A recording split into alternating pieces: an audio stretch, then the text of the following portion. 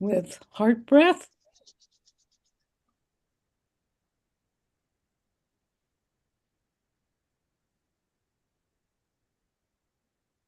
And inhale. Om Namo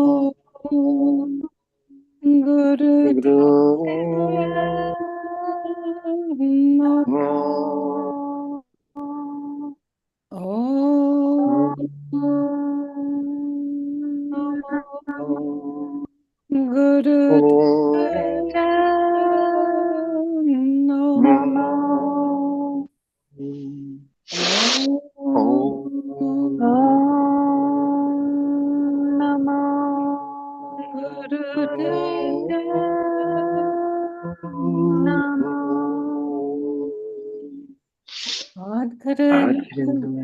Jagat Name, Sadguru Name, Sadguru Sadguru Name,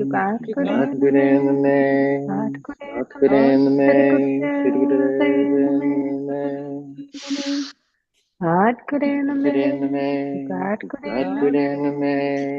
Sadguru Name, long deep. Keep up breath.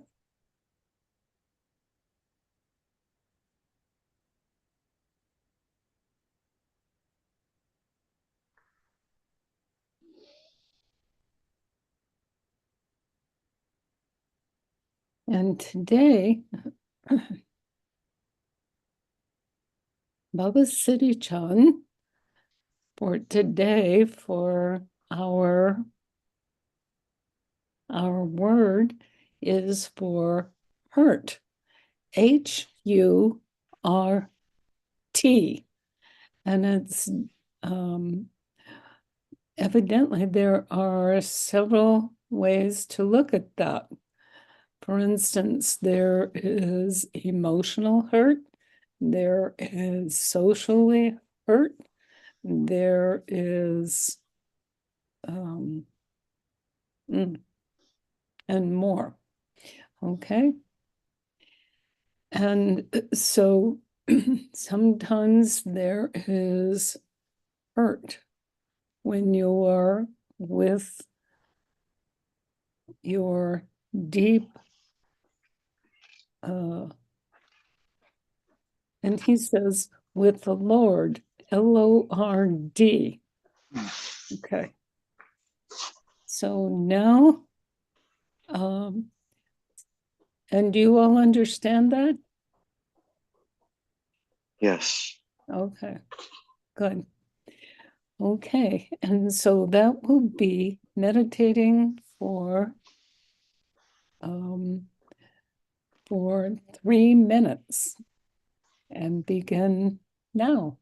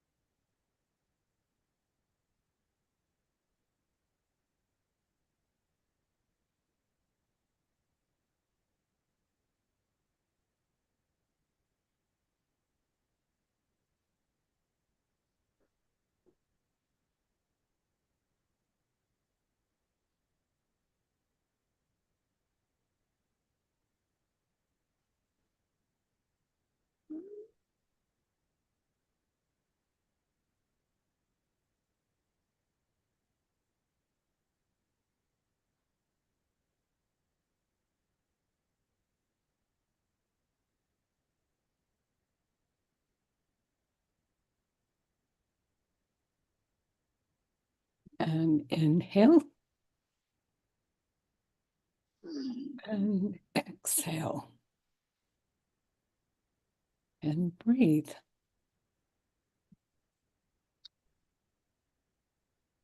Okay. So, Gian das Prim, what's happening with hurt? Satnam. Well, mantra. So within the hurt that we feel or have or share, there's that softening in there too of with the healing, the noticing, and then the bringing of the attention. So for the healing, right? Coming in really loud and clear through the mantra is para me sare, para me saye, para me saye, right? Para I me don't saye. understand. Say it again. Are you The talking about the mantra? just the word, the para me sare, the bringing up of the, the thought of above, like with the breath, within that breath, how we have that stillness, that point at the end of the breath where we're noticing that higher transcendental state that allows the softness that within that vibration. And Baba's being sort of silly again with it to me about putting a stick up against a sword. And he's showing me the two, if one is meant for good and one is meant for harming, What? then when we have a sword against a stick, the hurt, when we come to a situation where we are either hurt or we are bringing out the hurt by pushing, by bringing ourselves in a non-kind manner. It's sort of, I'm getting a little bumbled up here, but within that center of that space that we have in our heart and that undulation of that time when we're expressed. And what I'm being showed is a mother who has found a parent's adoption. When there's so many different ways around the reason for someone to having to adopt someone. It may be a mother finding a daughter who's pregnant and telling her she has to get rid of the baby, and the father may not know. Or so with all of these ways of coming together, we are, we have this hurt that we live with in some ways that we can keep with us, is either a lesson that we don't want to be treated that way, or as a defense for us to put up so that we're trying not to be of that feeling. But with her, there's a truth, right? Because the word, if you take it and put it around the other way, it has true right in it. So I think that's the part of the experience of, this being and this soulful part of us, that if we can look at water and dirt and say that this is what made us, right? And coming together with the understanding of that we will have hurt. But coming back to that mother finding the baby, or that, if we have a long lost person that we maybe haven't seen in a while, and that comes back to us, and that hurt and that pain and that fullness of that experience comes to our heart, right? And that sort of vibration that we keep with us, and the Lord is sort of there for us, that within our breath, that allowance of this life that we're able to function and with this vibration. And it's just reminding me of when we close our eyes, right? Or when we sleep and things seem so real and whatnot, that there is the actual that we're able to understand within that vibration, and then create within that vibration so that we can allow ourselves to come to that point where that breath of fire, breath of crier, the laughter, the undulation, and then that creating of that softness, which allows us to notice the hurt a little bit, right? And if we look in the mirror, we can sort of see how we're changing in the moment, and all of these things come together to show us the truth in our hurt, which it's really a simple thing that we can come to grips with. And yeah, with the sword, it stands, and then the stick can also make a fire which melts the swords, and then we make musical instruments out of them, or we make pans out of them for cooking food for people, so that we can, you were inviting that hurt, that it's the shared vibration that we have is part of that truth in the hurt. That, yeah, and it's like when the heart breaks open, when it breaks open, we have a chance to see what's in there, with that, all of our emotions, coming out and being part of that, all of these surroundings that we have. I was looking at the clouds the other day, and I was noticing the sun and the ring around the sun and the color coming from the rays out of the sun, with my naked eye, and then taking pictures and seeing these beautiful pictures with all of these reflections and rainbows coming out of the sun. And there's a vibration that I noticed, this one sun dog, and I started singing to it, I just put out my heart to that, and to see if will it change colors? Does it know that I'm here? If I'm becoming so part of my relationship with the clouds, and the everlasting raising and picking up and reproduction, and all of that, noticing, and then just speaking to it as part of, can I change this? Am I part of this? Can I change these colors? Can I become part of these colors and this vibration, with this gift of sight that I've been, given through all of this? And whoa, when I was, felt that answer coming back down from the clouds and the colors and all of this open space around me, that just seemed to fill up with, and just, sort of wave over me, and the Wahe Guru in that moment, of all of that sadness and that happiness, and that, it's just all seems to come together, where I'm sort of shivering a little bit, and then, the softening, and noticing the softening, and just returning to that practice of noticing my breath. The simplicity of noticing my breath, of how everything gets shared between us here in this information that's free, and everything's free for us to use. Our body and mind is just this ultimate computer and spaceship that's allowed to move around with all of these things, and people are creating all kinds of things around, and they're coming at me, they're moving away, so this undulation, and this, yeah, and the shaking, and then back to the power of the earth, which holds everything, right? That's our ideas sort of go away when we get into that breath and become part of that vibration. It's, it's the circle, right? That's reminding us of we're here with what we're here with, and that what is here has been here for so very long, that it's part of our growth that we're coming along with. Yeah. And, Baba Siri Chand has a way of presenting himself, through that, when I don't even know what he is, when I don't even know what my name is, and that there still is an identity within that. And that's reminding me of, that point of the breath at the end of the breath. And that's what's so beautiful about this practice, about sharing with people, and then becoming familiar with the breath, and how much the heart and the mind have a connection. Of these messages come from somewhere sometimes, where I just say to myself, come on, Baba Siri Chand. So yeah, and that's how I got the name for my spaceship, is called the perineum, right? The perineum, the space between our, down below, the perineum. The perineum falcon, he said, that's the name of the spaceship, whether he's riding it or I'm riding it. But this is how we can move the fastest that we could ever move. We can move beyond the speed of light, just by sitting still with these trillions of cells inside of our body. Wahe Guru. And that's my experience that I would love to share with people. And that, yeah.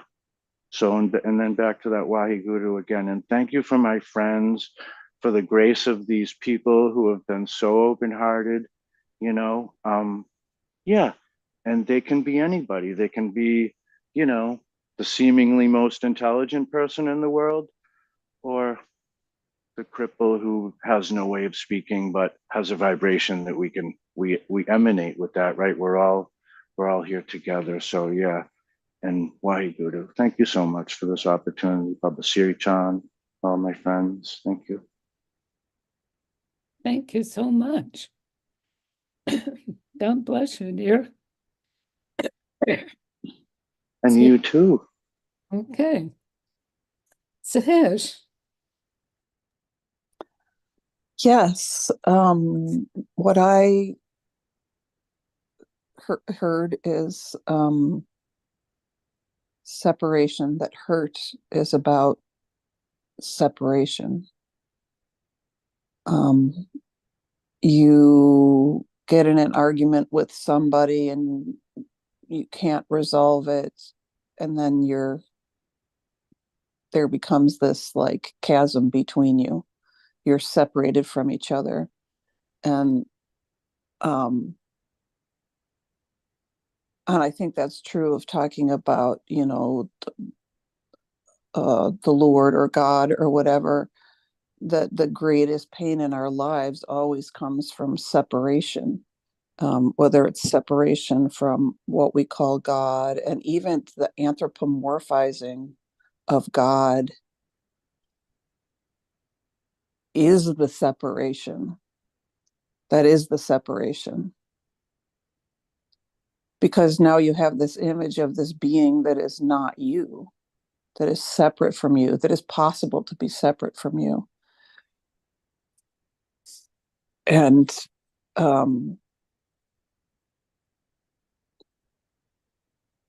it's an alienation and an isolation. And in our minds we can create that separation, but when it comes to the creator, the creative force, it's not, in my experience or perception or both, it's not possible to really separate yourself. But we do still experience wounding, we experience hurt because we believe that we're separate. And yeah, I think that's pretty simply the message, that hurt is about separation, and that's a matter of perception. With human beings, it becomes an actual reality, because we're all walking wounded, and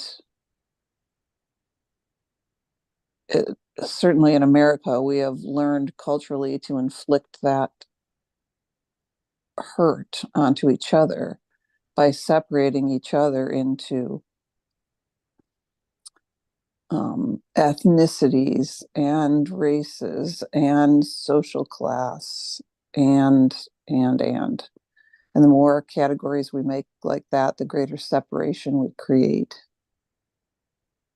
But then I envisioned, yesterday I was out and about downtown, where I don't usually go during tourist season, but there's a beautiful Honeymunder's neighborhood, actually, and I bumped into her while I was down there. But I walked to this creek, which is really beautiful, and I didn't really have much time, but I just felt so compelled to take off my socks and shoes and put my feet in the very cold stream.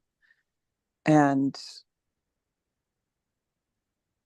I just did that for a few minutes because it's my instinct, call it grounding or whatever you like. But what I realized as I was sort of floating away from that experience, that the rest of the afternoon I felt blissful. And I believe it's because it's a reconnection, that I am unconsciously imagining myself separate because that's the kind of culture that I live in. But once I put my feet in the stream, or I dip in the ocean, especially when it's cold, I remember that I'm part of all of it and that there really is no separation.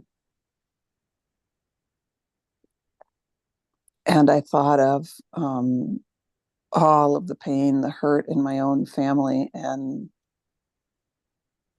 something, kind of a concrete experience came up the other day where I needed to get a hold of my sister who I had been separated from deliberately since our mother died. And I deliberately kept that separation so as not to further hurt myself. But when there was this moment of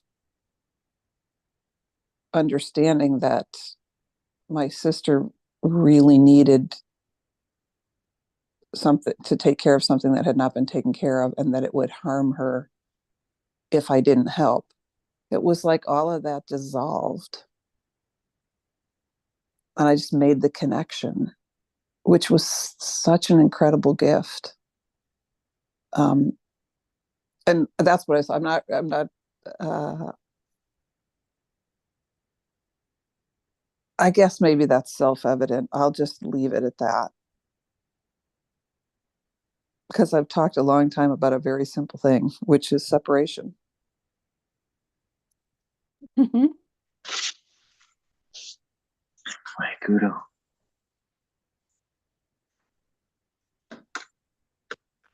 Okay. Isn't that worry? Okay, so have you done that with your sister? I did, yes. I did. It, quite beautiful. I was able to say to her how hurt I felt and why that was. And it was all about deliberate separation. And then I was able to say, and I'm here and I want to help you and I love you. And this wouldn't be painful if I didn't love you. Now we're here. Here's this thing that needs to be taken care of. And I will always help you. And so that closed the gap. It doesn't mend every circumstance, but it closed the gap. And now I can turn a page. And that's the new reality. Mm. Which I'm still really absorbing because it's brought me some really deep peace. Okay. Excuse me. So that was interesting about moving from death using connection. Is that right? Moving from, I'm sorry, I didn't hear that word. From connection? Healing from Yes, connection? yes. Yes, I mean healing the separation, healing from the separation. Mm-hmm. Yeah, yeah, yeah. Okay. Sounds wonderful. And well, and so what do you think about when you leave separation from soul away from your body and mind? What do you think?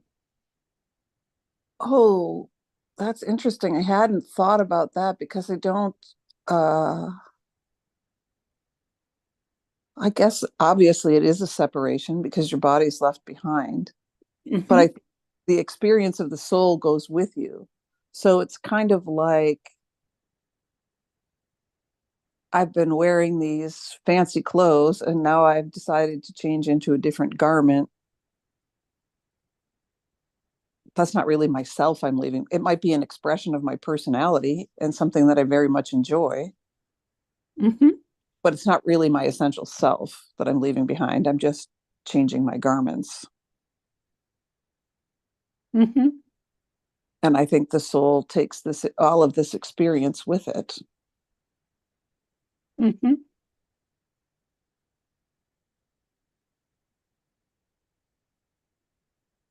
Okay. Yeah. I'm just talking slowly. Okay. Okay. Mm-hmm. Great. Is there anything else? I just, I'm looking out at the river and the trees and the spruce tips. They're really bright, bright green, and just absorbing that feeling. And that always makes me feel so deeply connected. Trees always make me feel so deeply connected to,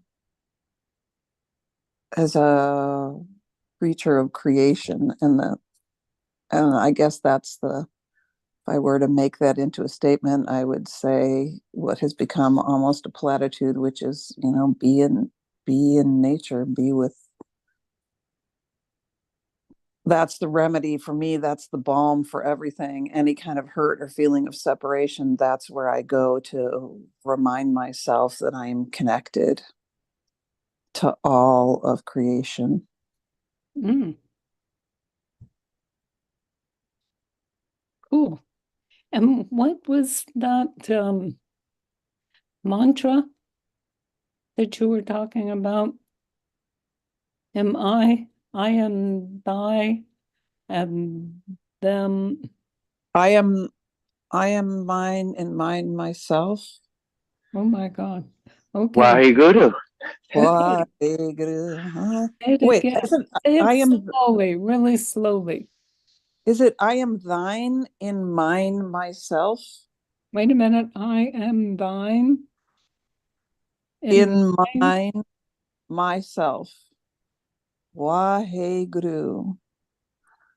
I am thine. I can't remember the tune. In mine myself. Wahe Guru. Oh Humee God. Hum.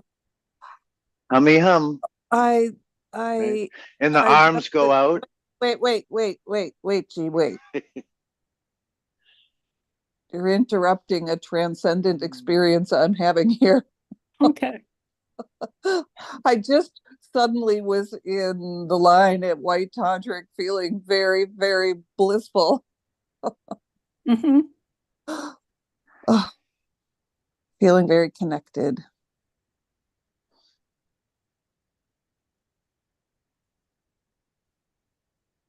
Yeah.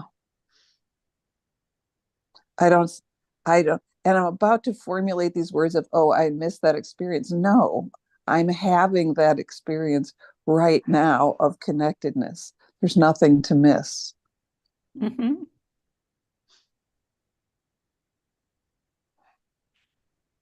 Wow. Wonderful. Thank you. And you stay there with every cell, right? Yes, yes, yes. That is my intention. That is my desire. Excellent. Thank you so much. Thank you. And so with Gyan Das Prem, so what does this say again? Humee Hum? I apologize. That's Um, okay.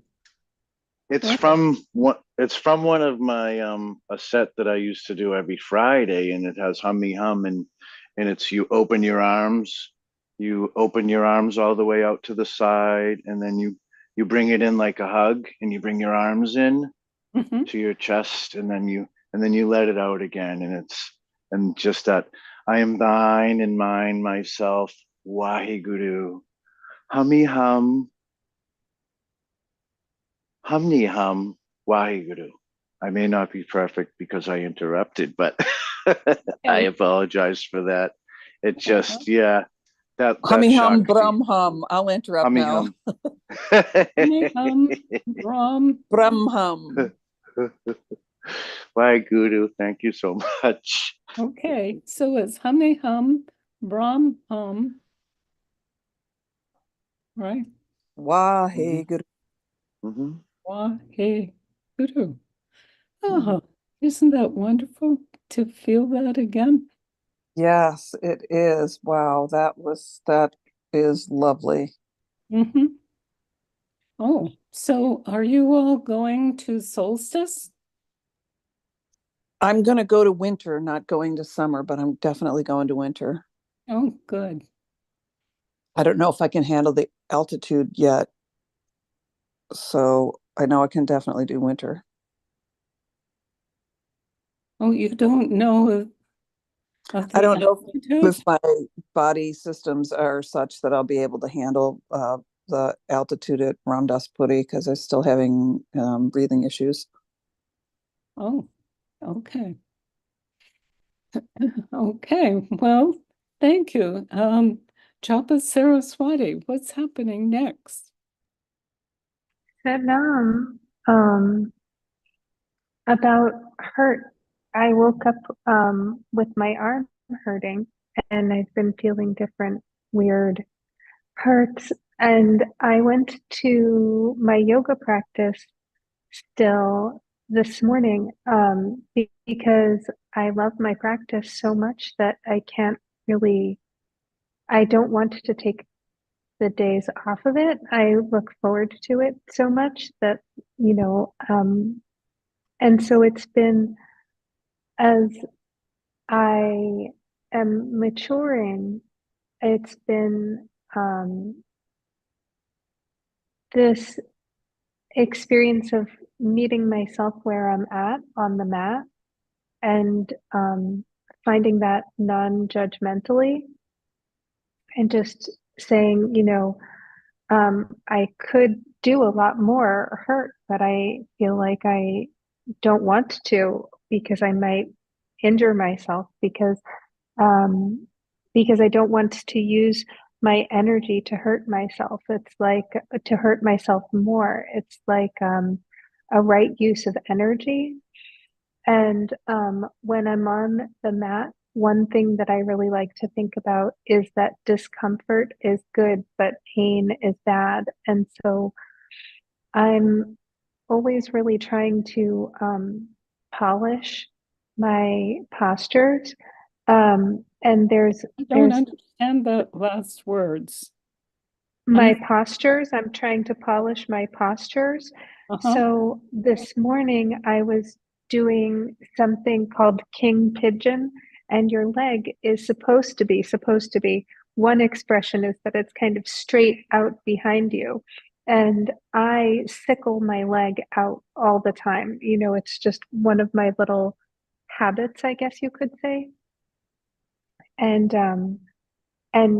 I was in this moment of total accept, not just acceptance, but really enjoying having it sort of misaligned today because I had this really joyful expression of being able to do that, of that, even though I had woken up with a really sore elbow that morning, and I thought to myself, oh my gosh, what did I do to my elbow? And why did this happen? And should I go to class this morning?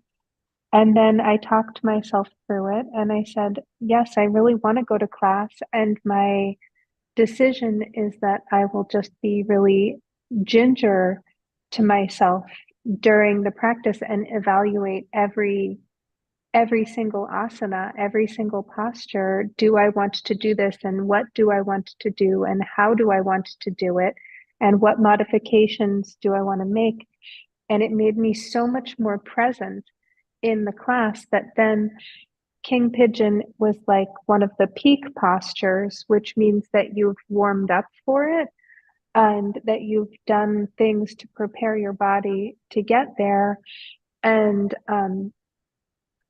and I felt a lot of gratitude to myself for working with that constructive discomfort that I woke up feeling, that I said to myself, oh, I I really felt, I want to say constructive about it because I felt like it built my practice. I had that moment of then having my leg sort of sickled out, and having that be a tremendous amount of progress for me.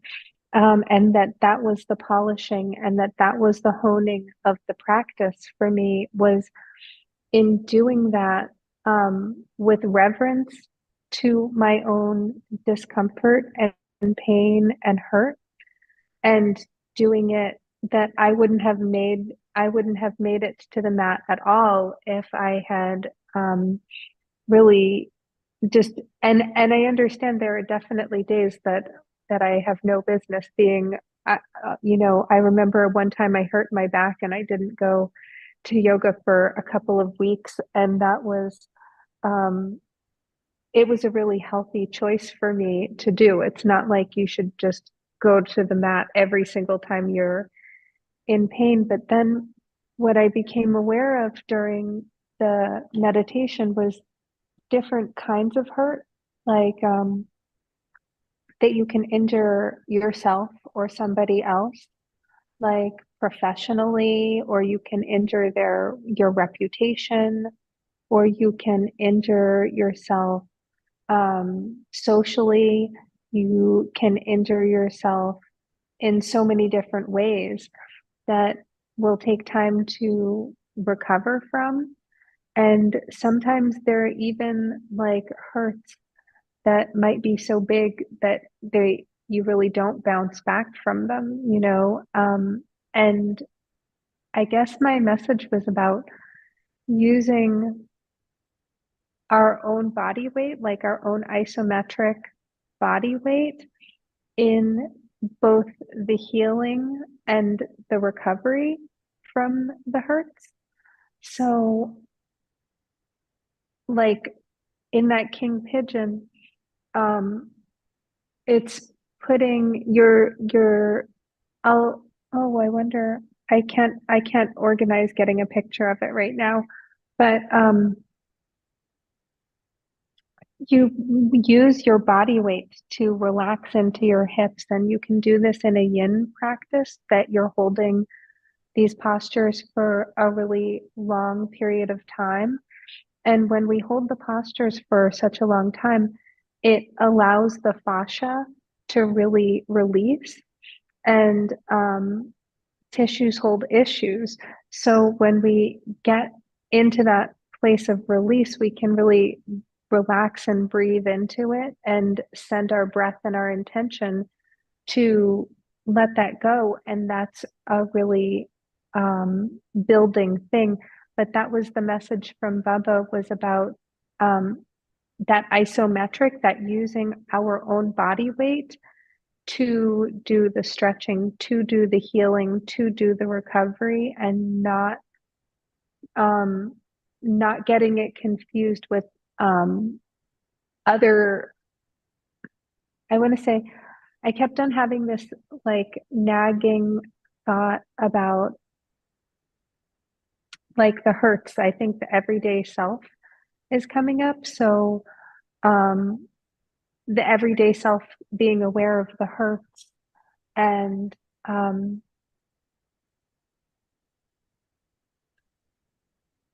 different ways to that expresses itself, different ways to recover from that. And I was thinking about last week with the ancestry, our progenitors. I feel like so that was like the hurts that we don't recover from. Part of what I saw about that is that those are probably some skaras. Those are like ripples that are underneath the skin of our karma. And so those are things that they're like underground, you can't see them on the surface.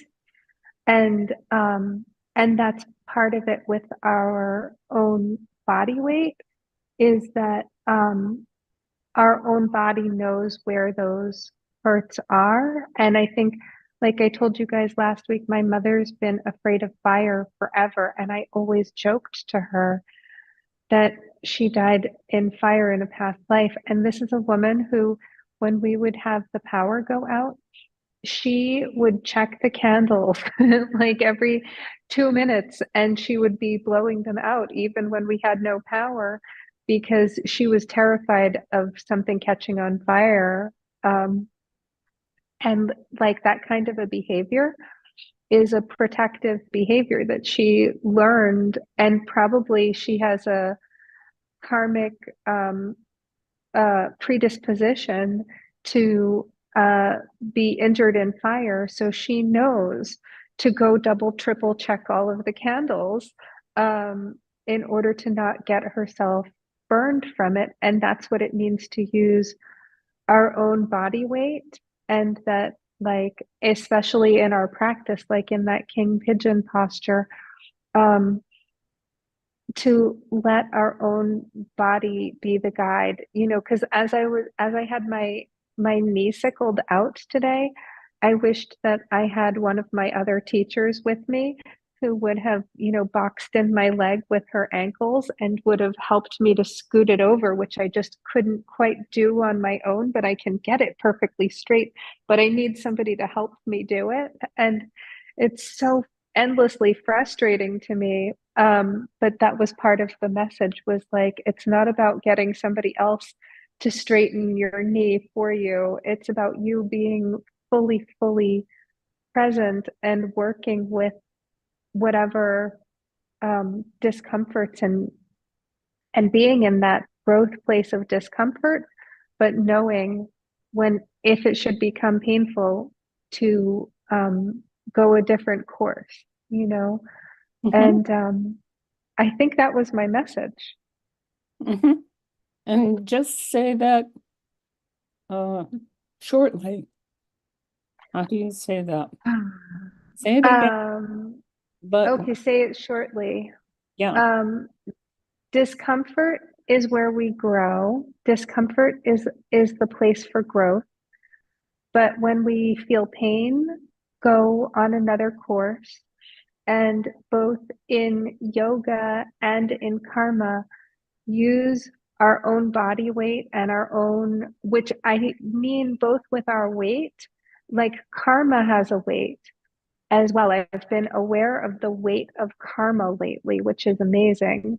And that's one of the miracles that Baba has shown me. Remember when Baba went across the river on the rock, and he made that rock really light? Um, this is a siddhi, to make heavy things very light, and that's the same way with karma. So karma has a weight that I think it's part of what gets stuck in our auras. So when I do my practice, when we do any yoga practice, but I really love to do practices. I'm reminded of Hari Munder because she loves celestial communications. But when we do like sweeping movements of our electromagnetic field, sweeping our energy bubble, that helps to really lighten and break up the karmas. And that's part of what Baba showed me about the karma, that karmas have a weight to them.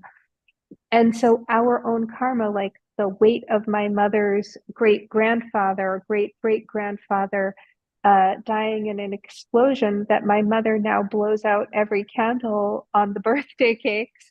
Um, that's the weight of her karma, um, being there to help guide her on her path. It's part of our ancestral gift. It's also part of our ancestral burden, but it's part of our weight, like our etheric weight, not our physical weight, but our etheric weight. And it's part of why I so love coming to my practice in the mornings, where I get to sweep my energy field and really lighten my karma and sweep my karma and sweep my energy field. And I noticed, my elbow, I don't know what is making it hurt. I just woke up with my elbow being sore. And I noticed that my practice neither made it feel better nor worse. But I was just so grateful to have done it and to have been able to be present even with it being a little uncomfortable. And that was, to me, the takeaway of like, don't deny yourself the things that you really love because because it's a little uncomfortable, and assess when you're in it. I didn't make that any shorter, Siri Gian. Oh, I'm so boy. sorry. Okay. Okay. Well, thank you so much. Thank you. Mhm. Didn't you all find incredible ability to what you all have just found? Each of you. Isn't that lovely? Mhm. Wahe It Guru. is. So may I issue a correction while Gyandas Prem and I were tripping over each other? So eager. I realized I said Humee Hum, Brum Hum, but this mantra that you're talking about is Humee Hum, Tumee Tum. I just want There to we say that out loud because I realized it afterwards. Mhm. Mm-hmm. Then again, Hamee Hum, Tumee Tum. Mm-hmm. me too. Uh-huh. Mm-hmm. And I looked it up, and it says, because of course, Siri Gian, that is the exactly perfect thing for what we're talking about. It's in one of the translations I found is "I am you in the very core of my being, O divine," which I thought was lovely. And then Mm. another description says, "Humee Hum tunes us into our own consciousness, while Tumee Tum accepts the depths of another individual's consciousness and our connection to it." Isn't that lovely? Oh my God. Wahe Guru. Do it again, but do it, Slowly. no. Can you say that again? I'm sorry, wait, Siri Gian, we're all tripping over each other today. It's sort of comical. I'm sorry, Siri Gian, I did that as well. What is it that you asked me to say it again? And I want to say by sound and by writing to see that for this in job this group, yeah. write it on our Soul Answer page or Japa Saraswati. I'll screenshot what I've got and send it. And I did, I'll put it in the chat here as well if people want to screenshot it. I think you can share screen. I think that, let me see. I think that all participants can share screen. If you go to the bottom of your screen, there is a share square with an arrow, and you can share whatever you are looking at. Whoops. I'm going to, well, I think the idea is that the idea is that, as I understand it, is that Siri Gian is asking you to create it as part of this. Okay, please send it to me and I will Yeah, keep it. I'm gonna copy it into the chat here so we can all see it right now. Mm-hmm. And there we go. Humee Hum tunes us into our own consciousness while Tumee accepts the depths of another individual's consciousness and our connection to it. There's that. And then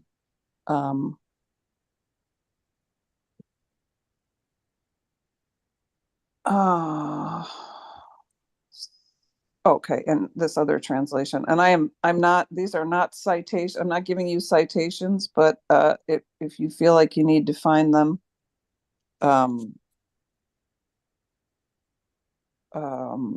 you can search them this way if you want to give attribution in where we're putting them. Okay, that should do it. That's great. Okay. And then Japa Saraswati, you were also going to put that Yes, with that. I copied it and then I have it in a notepad and I will put it in the description box of the video. Okay.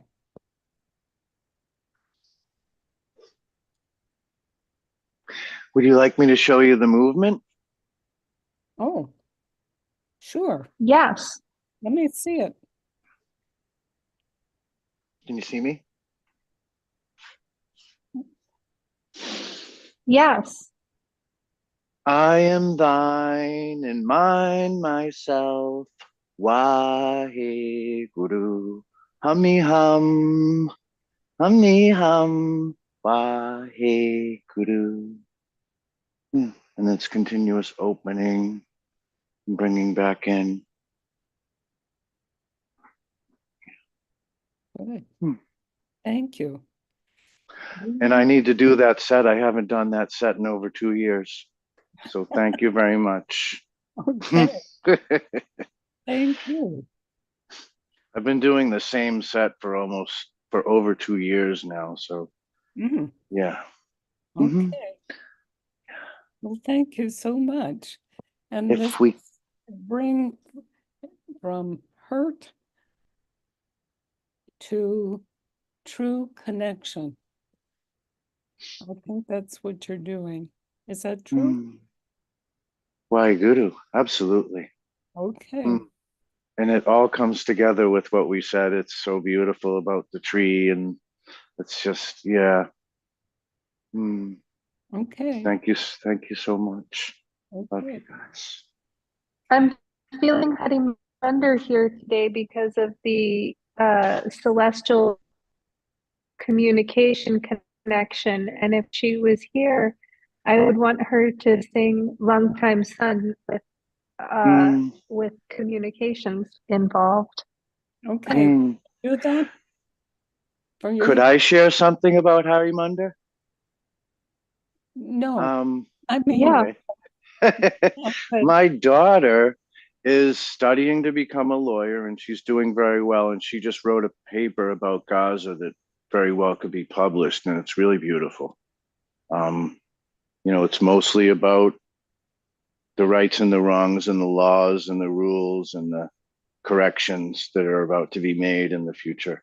And it just rung out with Hardy Munder so much with this experience of the sharing and our healing that we're doing and our vibration that we're sending out for that Wahe Guru and the reversal of the hurt. And yeah, Wahe Guru. And thank you so much for this opportunity, for this learning and this just sharing of this beautiful vibration, the Satnam. Thank you so much. God bless you, all of you. And so, Japa Saraswati, can you do the Yes. Okay. With celestial communication. Okay. With live, with the video. Oh, with the video? I can't do it with the video because it's on the phone. And the camera is pointing straight to the ceiling. Oh, okay. I don't have anything to can we imagine it? Prop it. Okay. Prop it. There is nothing to prop it on. Okay. So begin. Okay. Inhale. May the long time sun shine upon you. All love surround you. And the pure light within you guide your way on. Guide your way on. Guide your way on. Inhale.